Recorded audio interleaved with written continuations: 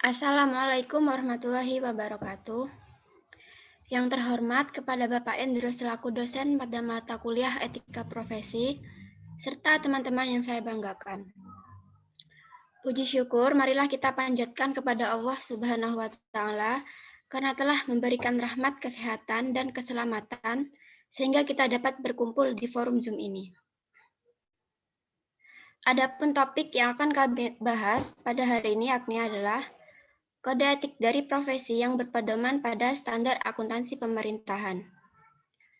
Sebelumnya, perkenalkan nama saya Fatimah Zahra sebagai moderator sekaligus penyaji materi pada hari ini. Dan teman saya yang bernama Intan Maudia Taufani sebagai notulen sekaligus penyaji materi. Adapun anggota kelompok saya kepada teman-teman dipersilahkan untuk memperkenalkan dirinya. Saya Alvina Damayanti Effendi dari golongan D. Saya Linda Quratul Aizah dari golongan C. Saya Intan Maudia Taufani dari golongan C.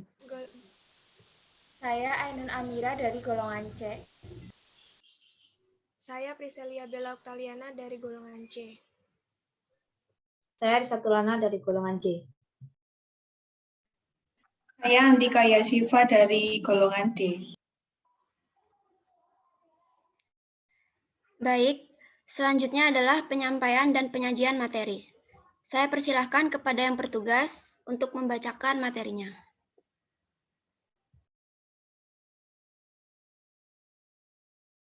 A. Akuntansi pemerintah dan akuntan pemerintah.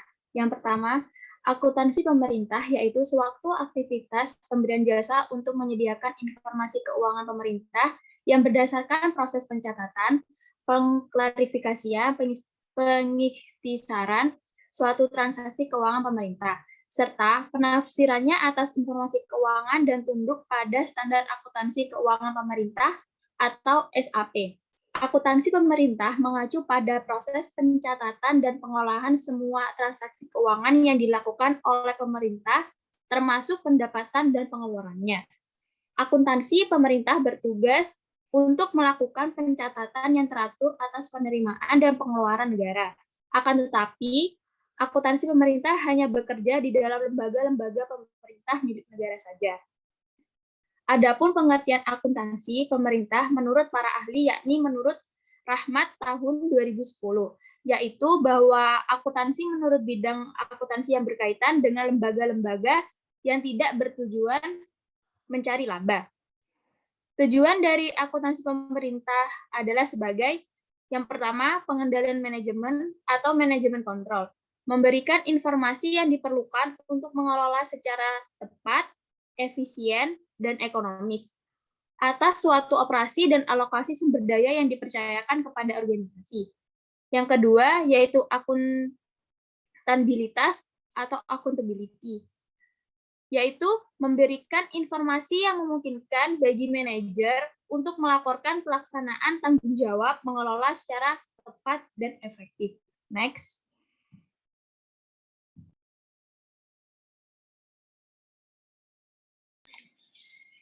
Akuntan pemerintah. Akuntan pemerintah atau government accountant merupakan seorang akuntan profesional bekerja di instansi pemerintahan yang bertugas melaksanakan pemeriksaan atas pertanggungjawaban keuangan yang dilaporkan oleh unit organisasi pemerintah atau pertanggungjawaban keuangan yang ditujukan kepada pemerintah. Akuntan pemerintah itu adalah akuntan yang bekerja di lembaga sebagai berikut, yaitu BPKP, Badan Pengawas Keuangan dan Pembagian, BPK, Badan Pemeriksa Keuangan, dan instansi perpajakan. Next.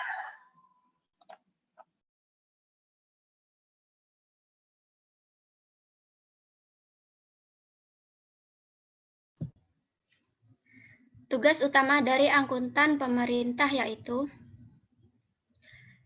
pertama, pemeriksaan serta pengawasan atas aliran keuangan instansi negara. Yang kedua, merancang sistem akuntansi untuk instansi pemerintah. Tujuan dari akuntan pemerintah yaitu pertama, menginformasikan, Maksud dari menginformasikan yaitu akuntan pemerintah menginformasikan tentang laporan pertanggungjawaban dari para pemegang jabatan terkait hasil pengelolaan organisasi yang didudukinya secara tepat dan efektif. Kedua, melaporkan. Maksud dari melaporkan di sini yaitu hasil dari informasi tentang laporan pertanggungjawaban dari pemegang jabatan terkait dengan kegiatan operasi pemerintahan dan penggunaan dana dari masyarakat tersebut langsung dilaporkan kepada publik.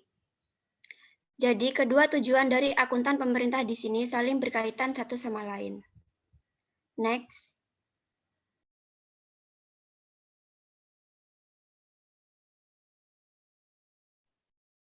Kode etik profesi akuntan. Seorang akuntan itu sudah diatur oleh suatu kode etik.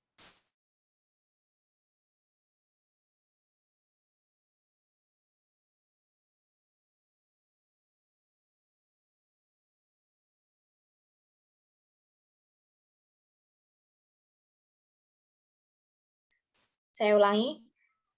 Kode etik profesi akuntan. Seorang akuntan itu sudah diatur oleh suatu kode etik akuntan dengan tujuan untuk mengatur standar mutu terhadap pekerjaan akuntan.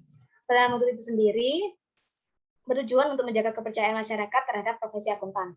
Kode etik akuntan Indonesia atau IAI mengatur hubungan antara akuntan dengan klien, akuntan dengan sejawatnya, dan profesi dengan masyarakat.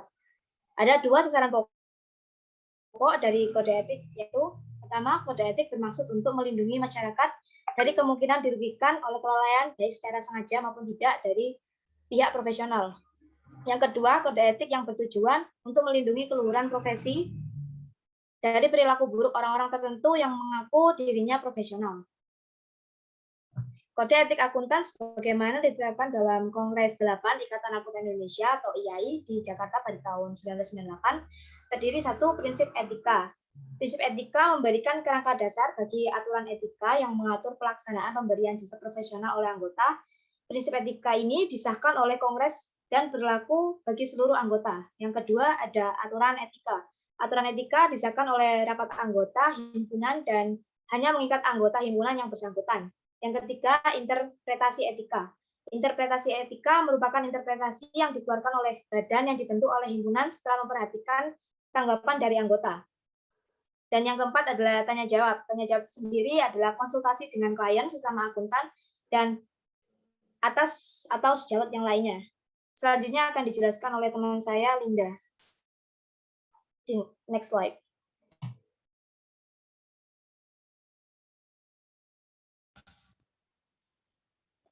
Kode etik profesi akuntan. Di dalam kerangka kode etik Ikatan Akuntan Indonesia atau IAI dimuat 8 prinsip-prinsip dasar etika profesi sebagai berikut. Yang pertama yaitu tanggung jawab profesi. Dalam melaksanakan tanggung jawabnya sebagai profesional, setiap anggota harus senantiasa menggunakan pertimbangan moral dan profesional dalam semua kegiatan yang dilakukannya.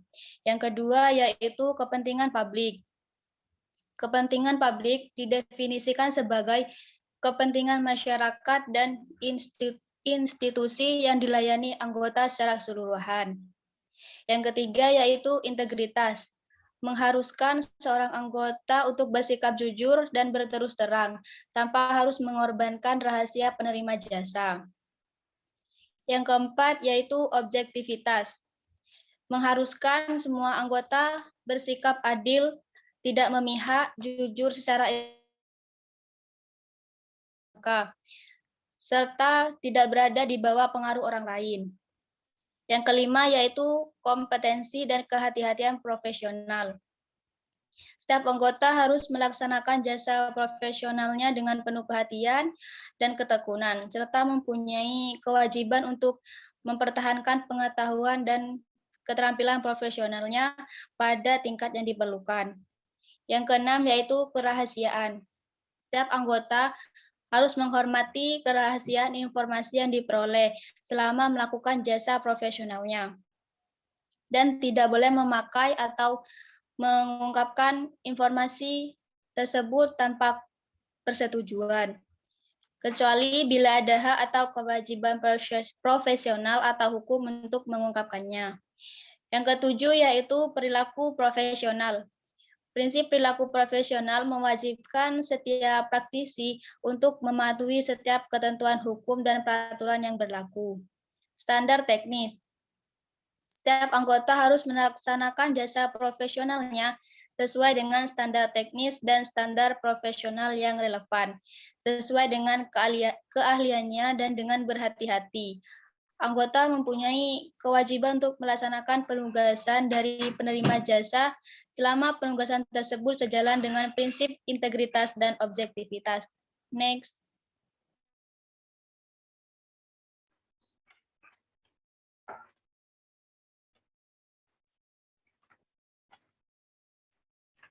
Kemudian, kode etik profesi akuntan pemerintahan. Dalam menjalankan tugas profesionalnya, akuntan pemerintah dituntut untuk mematuhi kode etik profesi. Kode etik profesi merupakan kaidah-kaidah yang menjadi landasan bagi eksistensi profesi dan sebagai dasar terbentuknya kepercayaan masyarakat. Karena dengan mematuhi kode etik, akuntan pemerintahan diharapkan dapat menghasilkan kualitas kinerja yang paling baik bagi masyarakat. Kode etik Ikatan Akuntan Indonesia adalah aturan perilaku etika akuntan dalam mematuhi tanggung jawab profesionalnya, sehingga kode etik akuntansi pemerintahan akan sama halnya dengan kode etik yang ditetapkan oleh IAI. Karena kode etik yang ditetapkan oleh IAI berlaku umum untuk seluruh akuntan profesional. Kode etik akuntan Indonesia dan akuntan pemerintahan memuat 5 prinsip etika sebagai berikut. Yang pertama, integritas, yaitu bersikap lugas dan jujur dalam semua hubungan profesional dan bisnis. Yang kedua, objektivitas, adalah tidak mengompromikan pertimbangan profesional atau bisnis karena adanya bias, benturan kepentingan, ataupun pengaruh yang tidak semestinya dari pihak lain.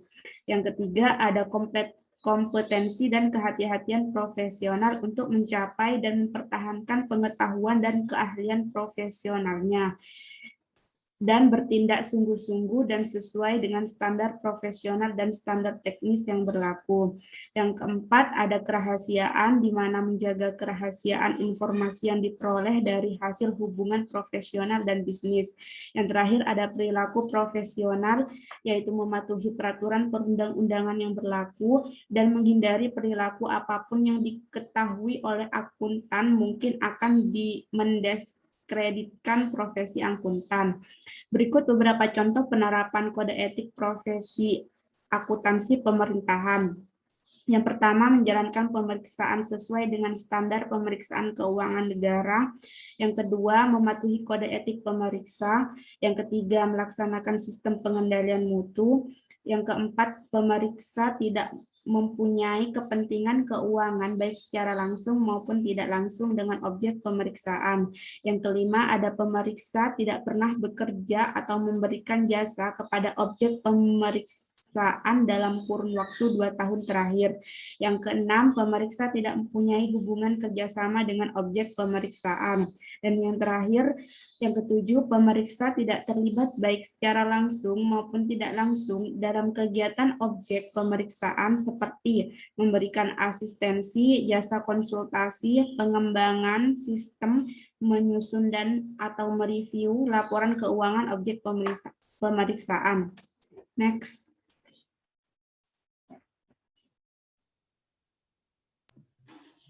Selanjutnya, pentingnya etika dalam penyelenggaraan pemerintahan. Etika pemerintahan selalu berkaitan dengan nilai-nilai keutamaan yang berhubungan dengan hak-hak warga negara selaku makhluk sosial. Nilai-nilai keutamaan yang dikembangkan dalam etika pemerintahan yaitu yang pertama, penghormatan terhadap hidup manusia dan HAM lainnya, yaitu menghargai apa yang dilakukan dan dikerjakan untuk menghormati hak orang lain. Yang kedua, kejujuran atau honesty, baik jujur baik terhadap diri sendiri maupun terhadap manusia lainnya, yaitu dengan memiliki kesadaran moral yang tinggi, menegakkan kebenaran dalam mengemban tugas dan tanggung jawabnya. Yang ketiga, keadilan dan kepantasan, merupakan sikap yang harus diperlakukan terhadap orang lain, dengan bersikap adil demi kepentingan bersama agar pemerintahan berjalan dengan baik. Yang keempat, kekuatan moralitas, ketabahan, serta berani tahan terhadap godaan dan amanah dalam menjalankan tugasnya. Yang kelima, kesederhanaan dan pengendalian diri, bersikap rendah hati dan berjiwa besar dalam melakukan apa yang dikerjakan. Yang keenam, nilai-nilai agama dan sosial budaya agar manusia dapat bertindak secara profesional dan bekerja keras dalam menjalankan tanggung jawabnya.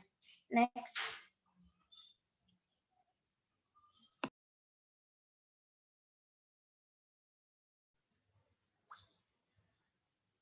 Yang D, pentingnya etika dalam penyelenggaraan pemerintahan. Ada beberapa alasan mengapa etika pemerintahan penting diperhatikan dalam pengembangan pemerintahan yang efisien, tanggap, dan akuntabel. Menurut Duyanto tahun 2000 bahwa yang pertama, masalah-masalah yang dihadapi oleh birokrasi pemerintah di masa mendatang akan semakin kompleks. Modernitas masyarakat yang semakin meningkat telah melahirkan berbagai masalah-masalah publik yang semakin banyak dan kompleks dan harus diselesaikan oleh birokrasi pemerintah. Jadi dalam kasus pembebasan tanah, misalnya pilihan yang dihadapi oleh para pejabat birokrasi seringkali bersifat dikotomis dan dilematis. Mereka harus memilih antara memperjuangkan program pemerintah dan memperhatikan kepentingan masyarakatnya. Masalah-masalah yang ada dalam gray area seperti ini akan semakin banyak dan kompleks, seiring dengan meningkatnya modernitas masyarakat itu sendiri. Pengembangan etika birokrasi mungkin bisa fungsional, terutama dalam memberi policy guidance kepada para pejabat birokrat untuk memecahkan masalah-masalah yang dihadapi. Dan yang kedua, keberhasilan pembangunan yang telah meningkatkan dinamika dan kecepatan perubahan dalam lingkungan birokrasi.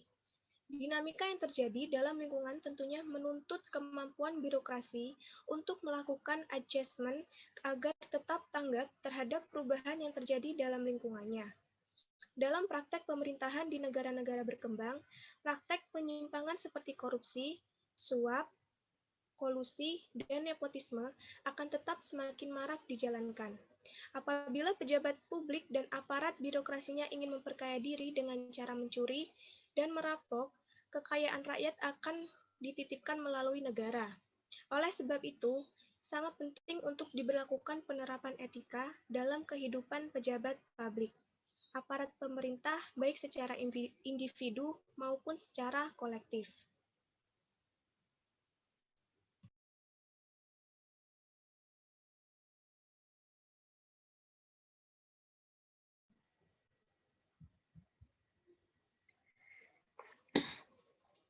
Demikian tadi presentasi dari kelompok kami. Saya sebagai moderator mohon maaf atas segala kekurangannya dan terima kasih banyak atas perhatiannya.